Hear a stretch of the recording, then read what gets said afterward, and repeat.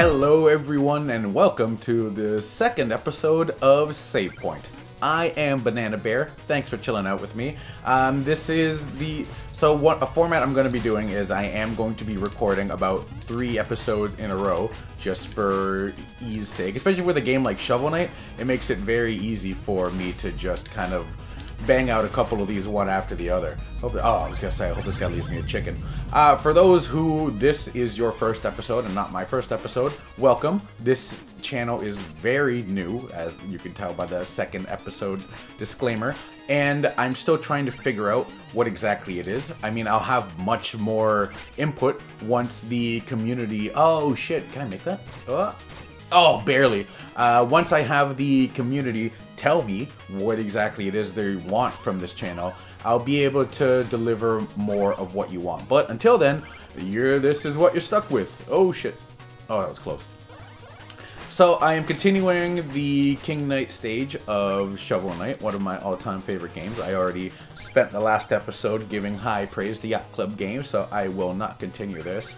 Yeah, this is, as I mentioned in the last episode, for me, this is a creative outlet. I get to edit video, I get to speak freely, and I get to hopefully see what a lot of other gamers are pondering about in life. Let's get this chest. Yeah. So, one of the things that is really difficult for me is I'm playing this game at home right now, and there is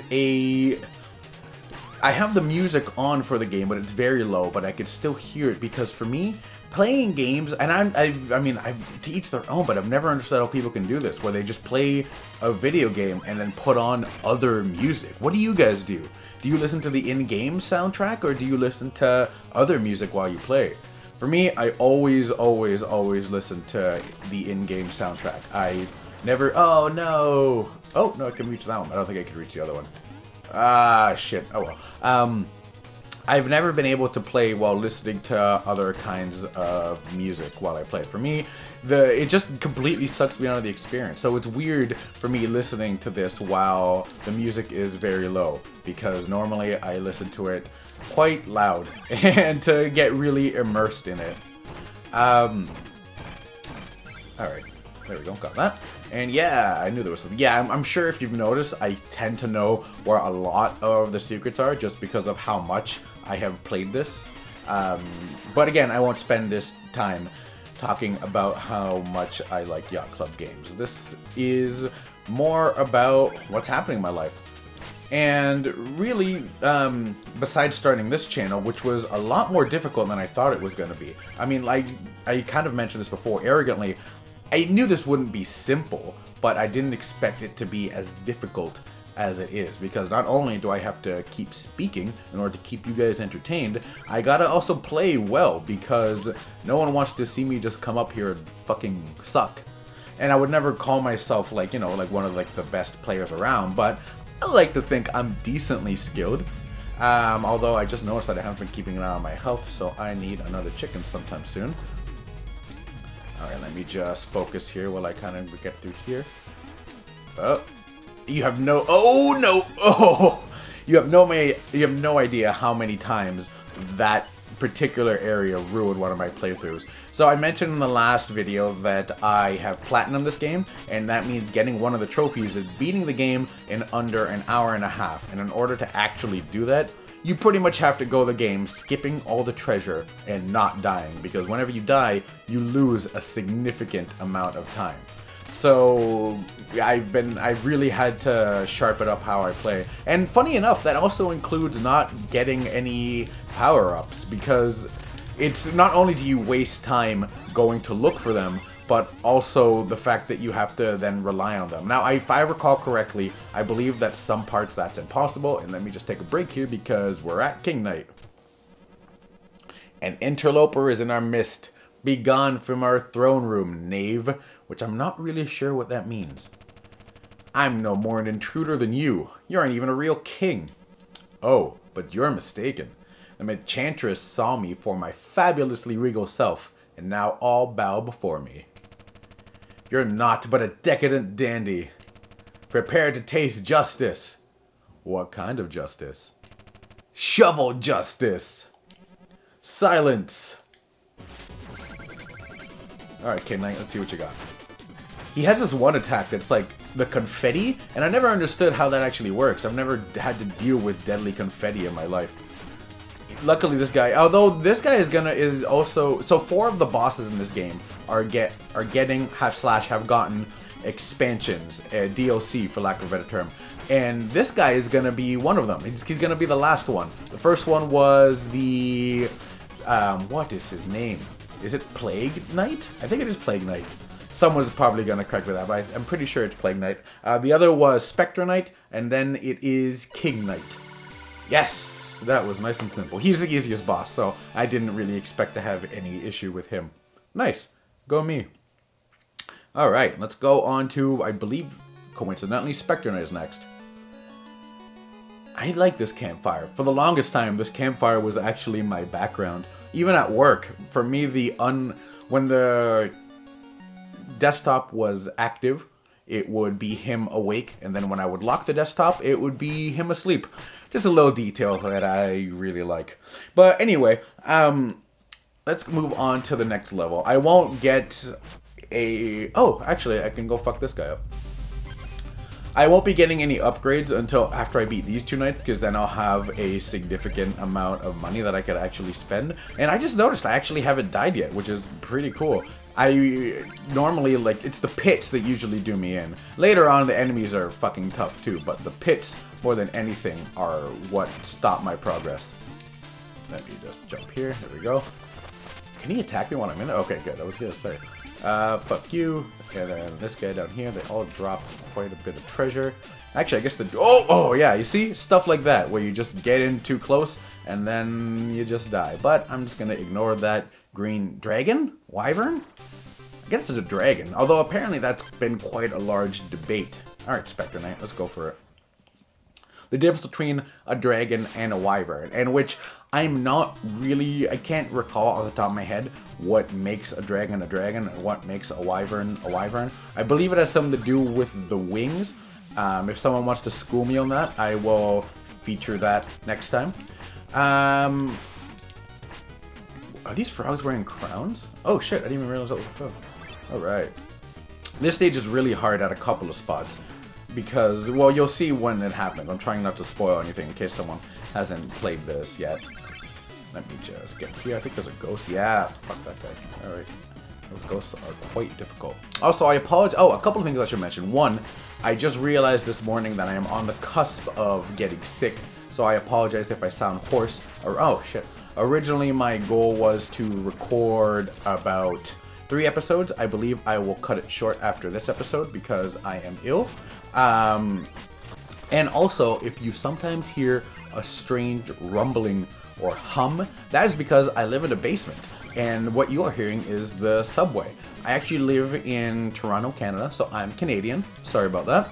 And it's not a tragic situation, by the way. I'm not one of those, it's not like the infamous line of The Simpsons by Frank Grimes. I don't live beneath a bowling alley above another bowling alley. I actually like the apartment that I live in. It's more of a half basement, but because I am very close to the subway line, that is... Oh, shit!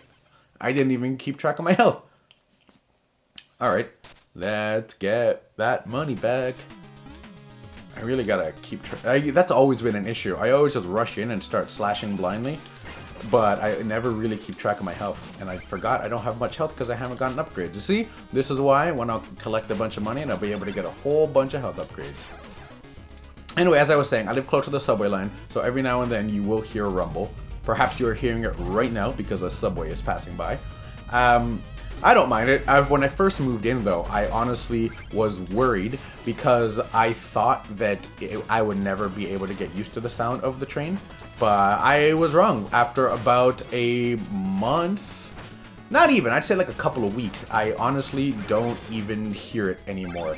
And I'm very glad. I just had a friend who recently moved, and he now lives in an apartment that is very close to 2 major streets here, and he says that the noise is a big issue for him. So I told him to hang in there and that he will hopefully get used to it eventually, like I did with the train. But every person's different, so Who knows? I hope he will. I really hope he does. He's a really good friend of mine. Actually, he is from France, and I am traveling to France to visit him this August, which I am super pumped about. I'm also taking the time to visit a couple of other countries while I'm there. I'm going to be going to Brussels and Italy, and I think that's it. I was born in a small town, and now I moved here to Toronto actually it's 6 years ago now. And oh no! Fuck. That's what I get for trying to go back to the treasure. I moved here about 5 years ago, 6 years ago this August. And one of the things that I realized is that I lived the typical kind of small city life where you don't really pay attention to things going on around you. And as such, I never really traveled up until I started moving here. It all started in 2013 when I took my big first solo trip. I mean, I've gone on trips with my family to Cuba and Florida and stuff, but never really had a chance to travel abroad. So, okay, I just gonna jump here. Yes, okay. And obviously New York City isn't abroad. It is in a different country for me. But for me, abroad is leaving the continent, as in going to Europe, which I finally had the chance to do. When was that? I guess 2014, when I went to go visit a friend in Spain. And that was awesome. I spent 17 days in Europe, and I like to think of myself as someone who is easily adaptable. So luckily I didn't have culture shock, and because I am fluent in Spanish, I didn't really have to deal with any issues of getting lost or having communications. However, while I was over there, I started off in Madrid, and then I went to Barcelona, and then I also hopped over to Paris, and that was really interesting for me as well, because even though I know Spanish, my French, and yes, being Canadian, I had to take French classes growing up, but I didn't stick, because when you're forced to take something and when you're that young, I honestly think you don't really see the value in it. Now, I really wish I would have kept my French, because it would have opened so many doors for me, because bilingualism is such a big thing here in Canada. But hindsight's a bitch, isn't it? Luckily, I still do have Spanish, which has come in handy many, many times, so I can kind of pick up French, but I will never be conversational in it, because it is very, very difficult for me. Italian and Portuguese are similar enough where I can get by, so I'm actually interested to see what happens when I go to Italy and actually try and get around with only Spanish and not Italian. One of my managers is Italian, and he says that all the Romance languages are very similar. So he says I shouldn't have any issue keeping up with what's happening over there. Let's just go here. Yeah. All right, good. These stages always fucking killed me with the blackout, the outline. I died so many times here when I first started playing this. I've gotten better, but it's still quite challenging. Challenging? Let me just get down here. So yes, I have been to, this will be my second time in Paris, but the last time I was there was kind of rushed because I only spent 2 days there.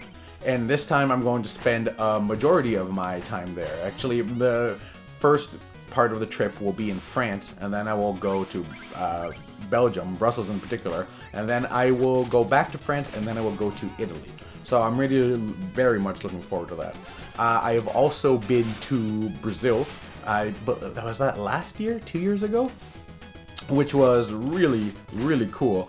And I have also, those are the big countries that I've been to, like abroad, but I just took a big trip this year to visit my brother in Vancouver, which was really cool. Actually, last year I was very fortunate because I went with my girlfriend to the east coast of Canada, specifically Nova Scotia, New Brunswick, and oh no, I didn't realize my health, fuck.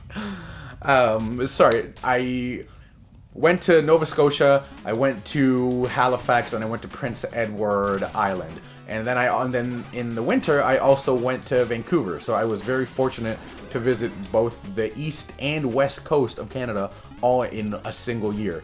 I was very fortunate for that. very grateful for that opportunity. And so this year my big trip is I am going to, like I said, going to Europe with some friends, and I want to go to New York City with my girlfriend. Next year, the big plan is to go to Japan with my girlfriend. So if all plans out, if all goes well, and I save my money and all that shit, I will be in Japan, because I am a huge fan of Japanese culture. Not just the typical stuff with anime, but also just the temples. Something that really has always drawn me with Japan is the duality that they have. They have these mega cities like Tokyo, where it's a sprawling metropolis filled with people, and it's just people everywhere from what I see. And then they also have places like Kyoto, which are so beautiful with their nature. So that duality is really interesting to me. The fact that they combine both nature and,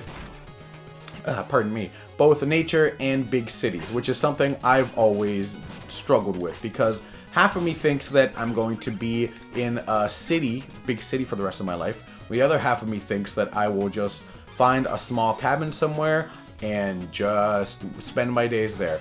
But it's impossible to know, right? Who knows what the future may hold. Alright, now let's go on to some more would you rather questions. Again, since haven't uploaded these yet, and I don't really have a community, and God knows how many people will actually watch this video once it's online, I have searched a couple of more would you rather questions. The first question I found was, would you rather fight a bunch of would you rather fight one dinosaur-sized chicken or a bunch of chicken-sized dinosaurs?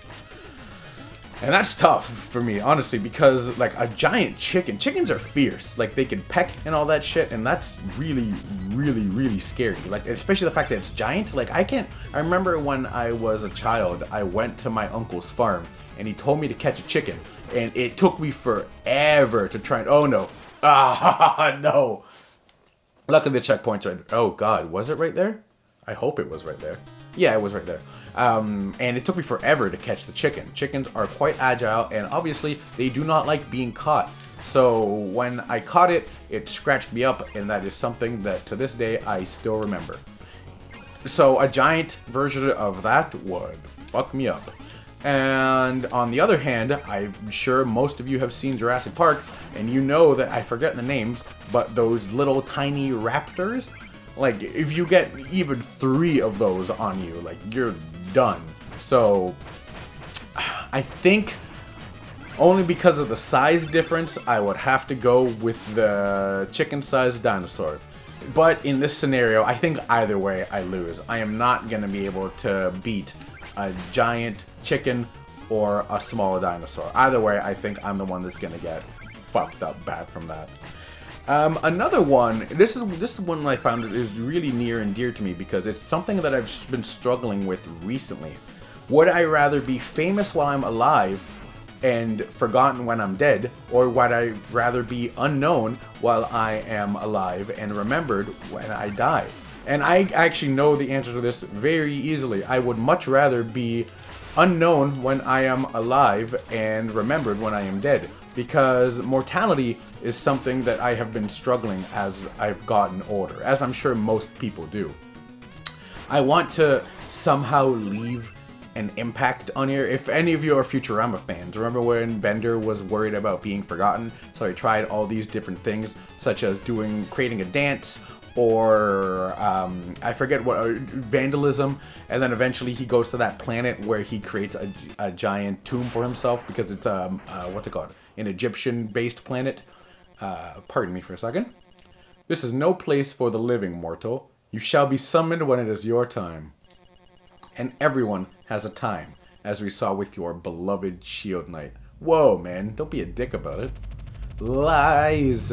I won't believe such talk from phantoms. Your very existence is a vile deception. The Enchantress is just full of surprises. She granted me a new life, so that I may take yours. Alright. So talking about Futurama, that he went through extreme lengths to ensure that he was remembered. And I can understand that, because we all die. That's a fact. No one, this is all one big game, and none of us get out of it alive. That is a fact that I have been struggling to accept. And now that I have, the one thing that I guess really bums me out is the fact that eventually I will be forgotten, because I do not think I will make a sizable enough contribution to have. Which is funny because I don't really want to be famous now. I just don't want to be forgotten. Wow, that was really easy. I just don't want to be forgotten. And I struggle with that. What do you guys think? Would you rather be famous now and then forgotten when you're dead? And obviously I know the counter argument. Who cares? You're dead. You will not remember anything once you are dead. Allegedly. God knows what happens when you die. I mean, is there a heaven? What religion is right? Is any religion right? Is there a God? I have no idea. But the fact of the matter is we don't know, which is terrifying to us mortals. And I really do hope that in some way I am remembered.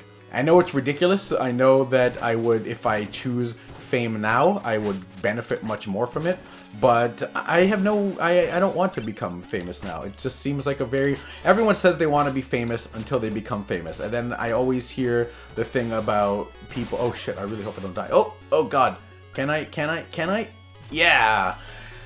And people just miss their simple things. Being able to go to the grocery store. Being able to go anywhere without being surrounded by people or constantly swarmed. And that's just something I couldn't deal with. So I would much rather be remembered when I am dead. But what would you rather be? That's what these questions are meant to instill. A sense of wonder, and so I can get to know you guys better. Of course, as this goes on, I will take more questions from you guys, and then we can debate that way. But this seems like a nice logical place to stop this playthrough, so thank you all for bearing with me on reaching our next save point, and I hope you all have a fucking fabulous day. Take care.